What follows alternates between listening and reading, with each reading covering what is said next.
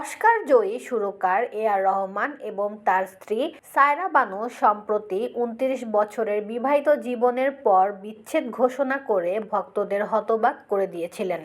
বিচ্ছেদের ঘোষণার পর প্রথম প্রকাশ্য উপস্থিতির জন্য আইএফএফআই ২০২৪-এর উদ্দেশ্যে গোয়ায় ভ্রমণ করেনি এ.আর রহমান। তাকে কালো প্যান্টের সাথে কালো এবং সাদা প্যাটার্নযুক্ত স্যুট পরে দেখা গেছে। হেড হান্টিং টু বিট বক্সিং-এর জন্য এ.আর রহমান প্রযোজকের ভূমিকা পালন করেছেন। তিনি আইএফএফআই-তে ডকুমেন্টারির একটি বিশেষ প্রদর্শনীতে অংশগ্রহণ করেছিলেন, যা ২০২৪ সালের কান চলচ্চিত্র উৎসবেও দেখানো হবে। Double million offer Walton fridge কিনে পেতে পারেন ২০ লক্ষ টাকা, রয়েছে কোটি কোটি টাকার নিশ্চিত উপহার। প্রকল্পটি সম্পর্কে রহমান বলেন, হেড হান্টিং টু বিট বক্সিং একটি খুবই অনুপ্রেরণামূলক গল্প।